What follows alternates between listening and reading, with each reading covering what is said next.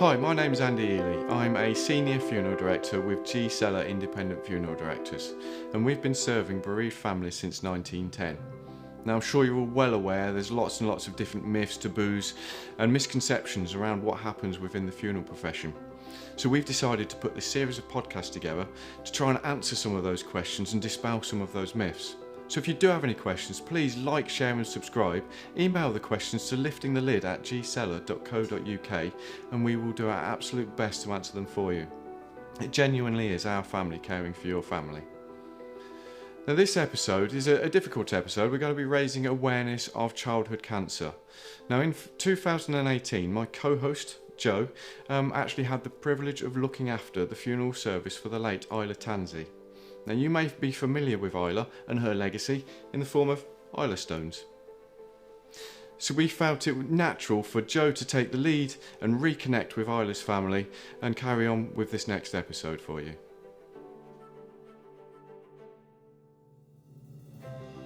Hello there, my name's Joe Clark Ferridge and I'm joined today with proud parents of Harrison but also Isla Tansey, Katherine and Simon. We're here to talk about Isla and also the legacy that she's left, of course, on the local community here, but actually sort of around the world as well, because I know that there's been Islastones found in all sorts of places. Perhaps what we'll do first, though, if you don't mind, is have a bit of a chat. If you could just let us know a bit about Isla, her story, and from when she started. Yeah, so Isla was born on the 1st of May 2011. I've lost my voice already. That's not very good, is it? She was trouble from the moment she was born. So she got sepsis on the first day she was born, and was really poorly overnight. We thought we were going to lose her because she had to be ventilated, and they were having to give her loads of different types of medication. But she managed to survive that first night. And then 3 weeks later, she was diagnosed with a heart murmur. So she had 3 holes in her heart. But all those things never stopped her, did it? No. She lived a happy, independent life. She was kind. She was beautiful. She was always smiling. She loved going to school, and basically, her and her brother and I and Simon just went out and lived for each day, really, didn't we? Because it was really important to us that she. Just kept going and did the best that she could do, even though she sort of had a difficult start in life. So, yeah. Well, you were never told the older that she got, would you? She was like fiercely independent and so clever. So yeah, lived every day to the full. Yeah, definitely. Absolutely. I mean, when how old when you sort of had a diagnosis as to what happened to her? So it was a weekend, when was it? August 2017. Yeah. August the 12th. August the 12th. So we'd taken her brother to scout camp. He was going camping for the weekend. And then we brought her home, didn't we? And just normal weekend, really. But on the Saturday morning, I got up and I went into her bedroom and she was crying. She'd got one of those weird cabin beds with steps up, and she was at the bottom, and I was like, "What's the matter, dear?" And she was like, she says, "Oh, I can't walk properly." And I was like, "Oh, come here, get her up." So I lifted her up, took her into bed, and then she was like, "My legs aren't working." I was like, "What?" And then I called down to you, didn't I? And I went, "So I think we better go to the doctors because Isla's legs aren't working properly." So we went to the minor injuries unit at Sunnyside Hospital. Whatever it's called now. Yeah. Everyone calls it Sunnyside. Yeah, it'll always be Sunnyside. That's it. We took her there and she saw a doctor there and he was like, "I'm not really sure, you need to go to A&E." So we took her straight over to A&E. And at this point she couldn't walk at all. So she started off looking like a little bit like she was drunk, almost, didn't she? It was really weird.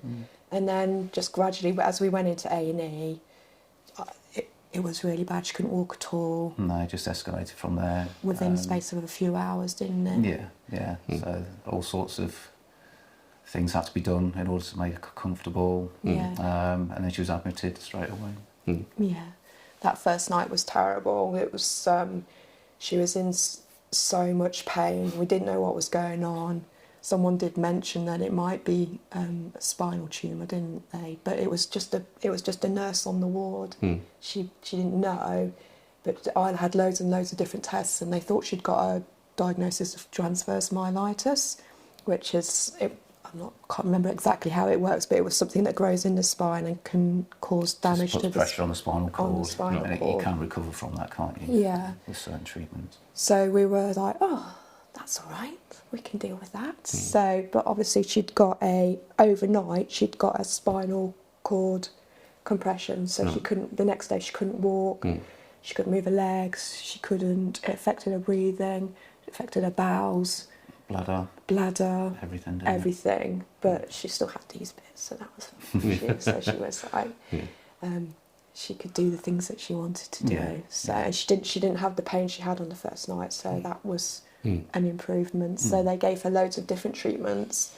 We went to different hospitals. We went to Queen's in Nottingham.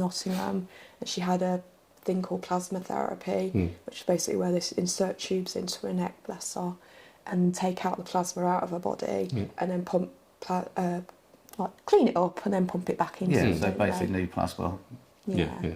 She hated it, didn't she? Yeah, it was really invasive. Yeah.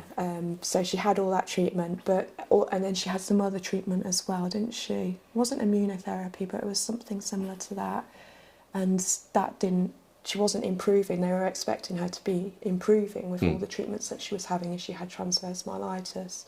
So our neurologist, who was a really great man, was like, because she's not improving, we need to send these scans to other doctors. So they sent them over to Birmingham Children's Hospital, and the neurosurgeons there took a look at the scans and said, we need to operate. So they basically called you in the next... Yeah, we went in straight overnight, pretty much. What sort of time scale is this from that first? So I think we're talking about 3 weeks, wasn't it? I mean, she was having MRIs what seemed like every other day, wasn't she? She was having lumbar punctures. It was just everything that they could think of doing. Yeah, they were doing. But her consultant just kept sending different MRIs over to Nottingham, all around the world, and just talking to different colleagues. Birmingham came back and they just said, right, we need her in tomorrow. And the surgeon came in, performed, I think, spinalectomy, so they basically removed Isla's spine. Right. The bits you could feel as well, so it was really cruel. Yeah. Took out the tumour. He said he took it all out, and the tumour went off for testing. Biopsies. Obviously, Isla was she was on the neuro ward at the time. Massive operation, and then we were hoping for some good news, weren't we? Yeah, the surgeons gave us. I think surgeons are more positive maybe than they need to overly positive. So they were like, "We've got the tumour, we've got it all out. We think it's going to be all right." But then about a couple of days later, they got some results back, didn't they? And they had to call us into the horrible side room in Birmingham Children's Hospital. And I knew it wasn't good because there was a student nurse on placement. She was a lovely nurse, but she cried all morning. She couldn't even look at us. Yeah. She was just like ignoring us and thought, "Oh, this isn't going to be good." And they took us into the room and they told us, didn't they, that Isla had what did they call it? They called it a glioblastoma multiforme initially, which is the tumour that they removed. They confirmed it crushed her spinal cord and she'd never walk again and she'd be paraplegic. But the initial tests showed that it was malignant, and then they had to wait for further tests to find out the grading of the tumour, which seemed to happen quite quickly. So, I mean, we kept saying, we've got to keep optimistic. You know, you've got to kind of you've got to find hope in something. But every time we had hope, the news, it was turning a corner and being faced with even more bad news, wasn't it? And it just became just this kind of spiral down, really, with the kind of options and what might happen with her. And then we found out it was stage 4. Then we found out that it had a mutation of DIPG, which usually grows in the brain It doesn't normally grow in the spine. So. No, but so it had this kind of genetic mutation, and they said they'd treat her with radiotherapy in order to try and kill off any residual cells. But there was a possibility that it was going to kind of cross the brain-blood barrier and then start to develop in the brain, which was what happened really. So the consultant, she did say that she might be the one, and she might prove them wrong. So we never gave up hope that she might have more time, didn't we? But she started her radiotherapy in December No, it was in October, because we had a big party. So my friends had a massive party, Halloween party, and they did a bed of nails event.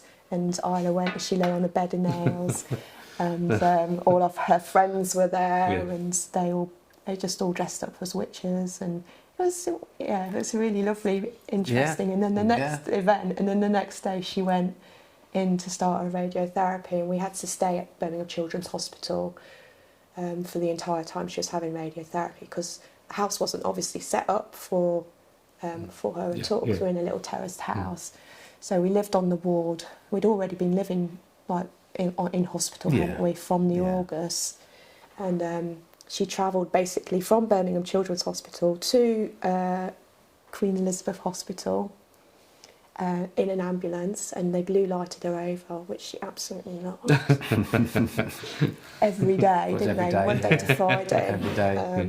But she had to be sedated every single day, and it became increasingly more difficult, didn't it, really? Because it was just like such a horrible kind of experience for her. But in order for them to deliver the radiotherapy, you had to be like perfectly still so they could target the correct areas.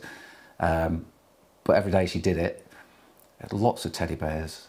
You know, lots of bribery, anything to get her through, and the team were amazing. But because she was going into an adult hospital, it was just in the radiology department. There was like lots of older people, and they just were so sweet with her as well, because they were all going through the same thing. But to see a child going through that as well, they were just so kind, weren't they? Yeah. Because I mean, how did you obviously talk to Isla about it?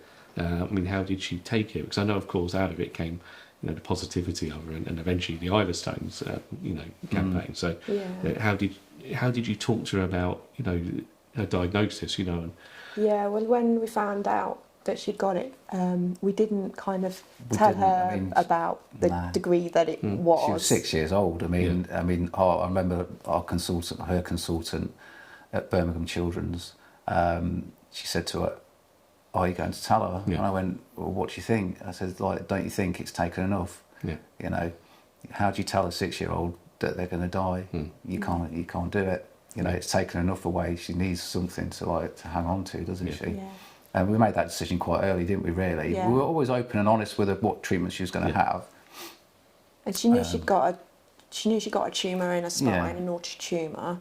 The biggest thing for her was like being able to do dancing, because she loved dancing, so she was like, "I'm never going to be able to dance again." I was like, "Look at this." And we used to get videos up of people in wheelchairs dancing, and people doing different things in wheelchairs, just to kind of make her realise that it wouldn't stop her from doing anything. So, and that really helped. But we couldn't, during that time her guinea pig passed away. No. And it was like the most horrible thing. I had to go and see her in hospital and tell her, because I couldn't lie, because she was going to be coming home. So the first thing she would have wanted to see was a guinea pig. And just telling her that was hard enough. So to tell her that she was going to die herself at 6 years old, she just couldn't comprehend it. So we didn't tell her fully about the diagnosis and that she was going to die. So and then of course I know.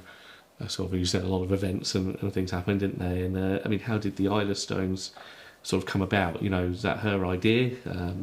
Well, she's got. We had so many good friends. So when after the radiotherapy, she went home. Then she became very poorly, went back into hospital, and then she came back home in the February, didn't she? Yeah. And everyone, basically, the local community, our friends and family, all came around us and supported us. So I have this really good friend, Sally, through school, and she used to bring different things for Isla to do, because Isla was stuck in bed. We couldn't touch her, we couldn't really move her about. She was in so much pain. So Sally one day was like, I've been really busy today and I've managed to get some stones from B&Q. She really appreciate that impression. Yeah, I was going to say, she doesn't actually talk like that. Sally does talk like that. Yeah, really. No, she doesn't talk like that. So she turned up with like these stones and she was like, right, we're going to decorate them and then we're going to hide them. And then my sisters, who are an amazing support as well, Auntie Jackie and Auntie Laura and Auntie Di, they were sitting with Isla at the time, and it would give us time to have a little bit of a break. Mm-hmm. So they decorated these stones, and I've still got one of them with a unicorn on. Mm-hmm. And my sisters, naughty aunties, then hid the stones around and set up a Facebook group. Yeah. And they were like, we'll set this Facebook group up and we'll see where these stones go. My goodness, the group grew within, I think it was like about 30,000 within the space of a week, wasn't it? It just exploded. We thought there'd be a few people around Hinckley, around town. Yeah. And no, it's just And there was people all around the world hiding stones for Isla. Like even Isla's consultant at the Royal, one of the doctors in America spoke to her and said, "Oh, have you heard about this girl, Isla?" And she was like, "Yeah, she's my patient." And she was like she couldn't believe, this consultant couldn't believe that this American consultant had heard about Isla. So it was just phenomenal. We had to get friends to help us too, because we were caring for Isla 24/7. So we had to get friends and family to help us run the group. So, but yeah, it just exploded, and she loved knowing where they'd come from. Oh yeah, it was like the start of the day, wasn't it? And then we'd be going through like Facebook for her and seeing where someone had found one, where like someone had hidden one, and messages that were left for her, and it just meant so much to her, didn't it? Because we always joked that she'd be famous one day. Yeah. And you know, and that was a real comfort to her, wasn't it? Yeah, I think she loved her. For want of a better expression. Yeah. And then, of course, regrettably, the day comes, of course, when Isla passes away. And she passed away at home, of course, didn't she? I quite vividly remember, actually, because it was myself that... It was a very hot day, wasn't it? And we were, at the time, we were having an extension, like a bathroom built for Isla. Yeah. And, I think we'd had a really nice weekend, hadn't we? We'd been to the theatre to watch David Walliams play. And then we'd been to our friend's house for a barbecue across the road, didn't we? And then we came home, but she wasn't right. She obviously hadn't been right for a while. She slowly declined. But you don't see it at the time. You just think they're just going to keep going. Yeah. No, that's it. I mean, her consultant over at Leicester, the oncologist at Leicester, came and saw her, I think the week previous, and she said, "I think you can have a really good summer. I think you can have a really good summer with her. I don't think there's any major kind of concerns at the moment." Yeah, but that day she wasn't right. She was sleeping more and more, and although she would wake up and shout, she did shout at us. I think on the day she used to tell me off sometimes. No, I think probably the day before. I don't know. Yeah. I just remember the day that we lost her. She woke up twice, and she told me that she loved me, and she told you that she loved you, and that was the last time that she spoke. Yeah. I think she spoke to Andy as well, because he came in to see her. But her brother had gone away. He'd gone to a farm to do some horse riding, because we tried to keep things as normal as possible for Harrison. And we knew. And then all of a sudden, she just deteriorated, didn't she? And she started having seizures. And the nurses, the Diana nurses, they came out. We called them, didn't we? But we did panic a bit. But you can't prepare for stuff. You can't prepare for that sort of thing at all. And she waited for Harrison, and then she passed away, didn't she? So, and just, I still didn't expect it though.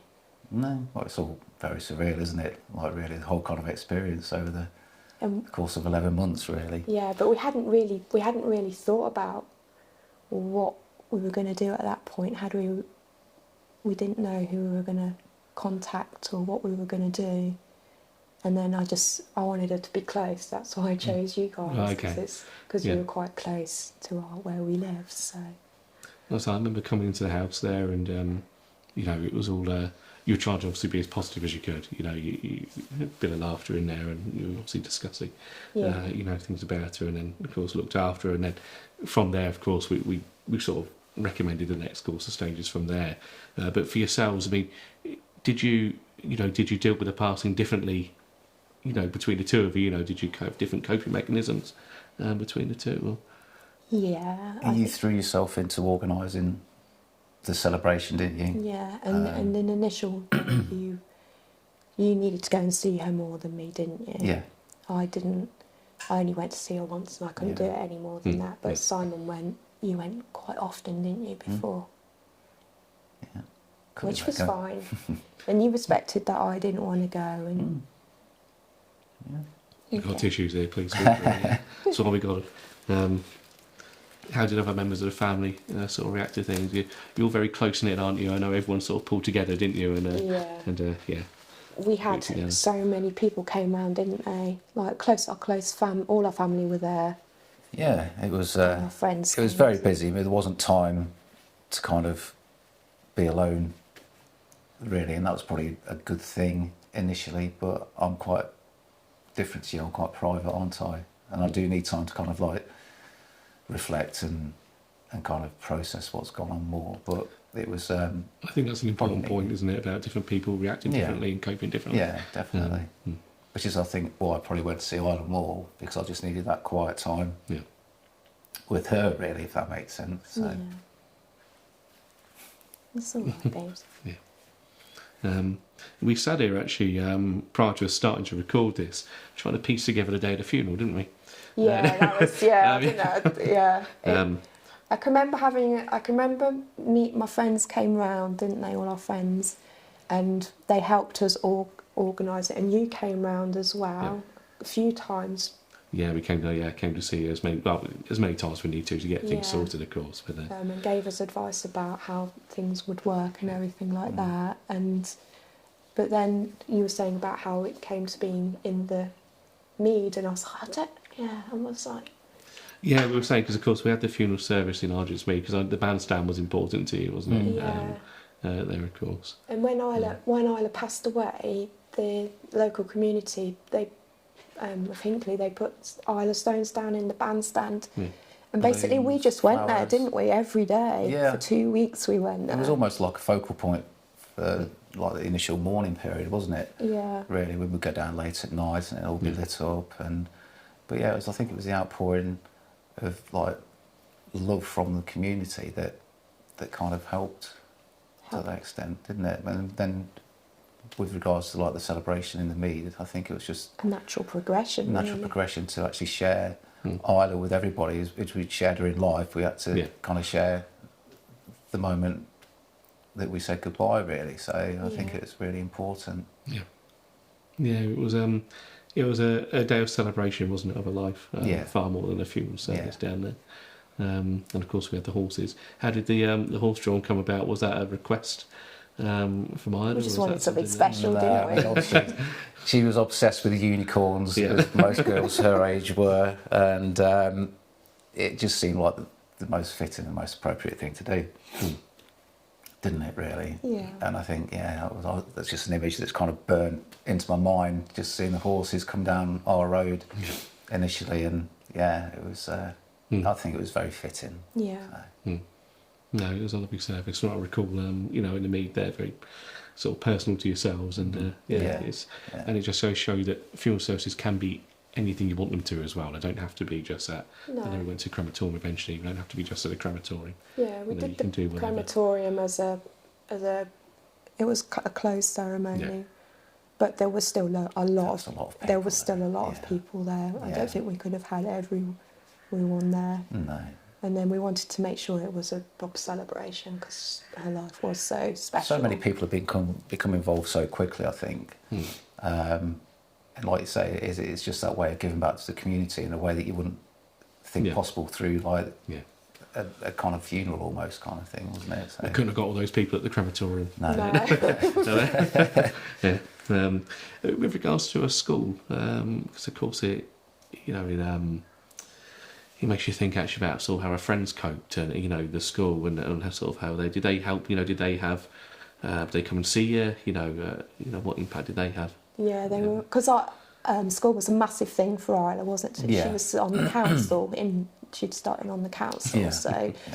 But she and Mr. Harding, the head teacher, he came round to see her quite He hadn't often. been enrolled long, had he? No. And obviously, with me working at the school, and I wasn't actually working at the time, I think it was just a question of he wanted to just show, be there for Isla, just to, meet her and just to engage her with the school, although she couldn't at the time go. Yeah, So. and obviously Harrison was there at school as well, and we knew it was really important that we were honest with them and honest with Harrison about what was going to happen to his sister. So the school were amazing, and they actually arranged for a counsellor to work with Harrison to prepare him for what was going to happen. Yeah.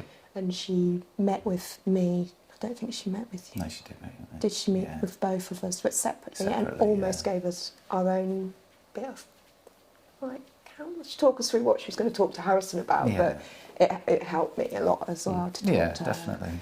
And then school, Isla's friends, Isla went into school a couple of times, once or twice, didn't she? Yeah, we managed to get her in a school uniform and just wheel her in a wheelchair, just so she could spend some time in the class, and she just popped with life, didn't she? Really, when she was there. So. Didn't treat her any differently at all. She went to the choir, and then when Isla passed away, they were all kept in touch, didn't they? Yeah, the school had a ceremony where they released, I think, 100 balloons. The whole school turned out for it. And Mr. Harding, the head teacher, gave a really beautiful speech about Isla, and he's bought a unicorn and it's in reception. Is that it? Called Isla. Right. Okay. Yeah. And they also had the stone as well. They've got a stone there as well for Okay. Isla as well. Yeah. We just keep in touch with them, don't we? Yeah, and they've helped us out with fundraising events. We've used the school as a venue and things, and they always say keep in touch, and they try and keep her legacy alive. And we've asked them to introduce an award, an Isla. Oh yeah, as well. Isla We did the Tansey first award. one last year, didn't we? For kindness and bravery. Yeah, so it's a values-based education. So and then they give it to the child that's shown the most resilience. Doesn't have to be Well, we always the most academically kind of greatest achievements. It's just all the children are on their own journeys as well within school. So that's a really lovely thing. Yeah. Famous again, like you said. Yeah, she would love it, definitely. Because of course you say about fundraising. I know, of course, there's various fundraising events you do, isn't there? I've seen you down to Mead. Of course, when we've had there's been food things there, isn't there? The festive got me banned. Tell us about those. You've got fundraising events coming up. How do you go about sort of following those? How can we get information? Is it via Facebook? Or? Yeah, initially when Isla first passed, we did a lot. I kind of did a lot. threw myself into fundraising, and obviously working as well. But over the last kind of 2 years, since sort of the last year, maybe. Yeah, but it's been difficult because we set up as our own registered charity, and COVID hit, didn't it? And so that kind of restricted what we could do. We did a lot of online kind of things, didn't we? Auctions and little afternoon teas to celebrate Isla's birthday, and I think, thankfully, in a way, that you kind of pulled back from throwing yourself headlong into it, haven't you? Really, because myself if I'd carried on the way it was going. It was, I wasn't taking care of myself, and I recognise that as well. So the pandemic, although it's been really tricky for a lot of people, it did kind of help me to kind of step back a bit. Slow down a bit, wasn't it? Slow down, but the things we've got planned is we always do the local events in Hinckley. Yeah. We love doing the events and working with the local council and meeting the community. And then we're going to do a walk, aren't we? So we're going to do, it's 3 Peaks, but it's not the 3 Peaks. You don't do Snowdon and all that. It's in Yorkshire. Mm-hmm. It's that sounds a lot more manageable. It is a lot more manageable. So we're going to do 3 Peaks for our version of the 3 Peaks. And then, we're just going to keep doing different little events coming up. We've got a planning meeting with the trustees on Thursday. Yeah. But we just need to pace ourselves because we need to look after ourselves as well, and we've got other responsibilities. Yeah, it's difficult though, isn't it? And I think it's difficult for charities at the moment because people just haven't got the money. Although people are still really generous, aren't they? People are so generous. But I think we're trying to shift our focus onto encouraging other people to do events on behalf of Islastones Foundation rather than it being down to you or us and like the volunteers all the time, because it impacts quite a go look after yourself. isn't it? But we have helped 30 different families affected by childhood cancer. We've made grants and they've taken holidays and had like special equipment and things like that. And then we've just recently done a part fund in a research trial. It's CAR-T clinical trial at Great Ormond Street. It's the first one in the UK. It's because normally what would happen is your child would be diagnosed with cancer, especially the type that Isla had, the DIPG, diffuse midline glioma. And then there is no treatment other than radiotherapy, which is palliative within the UK. So you have to basically fundraise. So it costs about £250,000 to get your child treated. Wow. So people will go abroad, they will sell their houses, they try and fundraise for treatments and things because there's no treatment in the UK. So they've got, I think we've just helped. It's a £1.2 million project, and we've only been able to support by putting in 50,000. But that's still helps towards helps a family in the UK have treatment, and hopefully there will be better outcomes for children with this kind of cancer, because there isn't any kind of cure at the moment. All of those, like with Isla, the time we had was probably 10 months from the day that she woke up not able to walk properly. Some children have less time than that. Some children have literally weeks with the type of cancer. So in a way, I always think we were kind of lucky, even though we were very unlucky. So if there's going to be people that are probably watching, listening to this, that are probably going through what you went through, right now, is there any advice or anything you could say to them, anything that might help them, in their journey with someone through this? I think don't ever give up hope. Make the most of every day, definitely. Even on the bad days, you can still find smiles, can't you? Yeah. And just reach out and let other people support you as well. Don't push people away.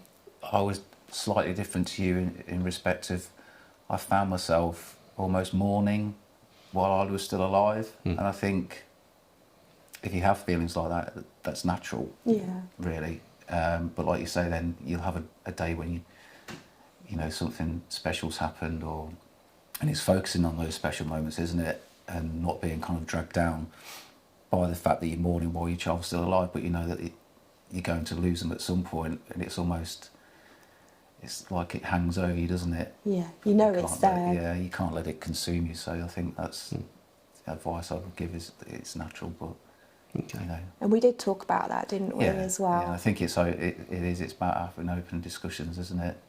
And talking about what's going to happen, the hard facts of it all as well. Communication, really important. Yeah, definitely. Thank you very much for this today. I'm sure it's not been an easy thing necessarily to sort of talk about in some of that detail. I'm just going to point these out. These are Isla Stones that have been painted lovingly by Lucy in our office. Well done, Lucy. Much better than what I would have done. Very definitely. Good, much better than I've done. It would have been just a blodge of burgundy and grey on a stone if I'd had again. But we're going to go and sort of scatter these around. I'm going to take my daughter and we're going to go and hide them around Hinckley and various places. I think I'm going to London at the weekend. I'll probably take one now. Ooh, lovely. See what people in Hyde Park or something. Thank you so much for coming in today. Thank you. And just going through this with us. I'm going to go and give my daughter a hug when I get home tonight. Thank you. Having spoken to you, so thank you very much. Thank you. And cheerio. Thank you. Thank you. Thank you, Joe. I'm sure you all agree that was an incredibly powerful episode, and I echo Joe's comments there. I think me and my children over the weekend or sometime in the near future, we're going to distribute a few Isla Stones. If it has raised any questions, please like, share, subscribe, send the questions, send them to liftingthelid@gseller.co.uk, and we'll see you next time. Thank you.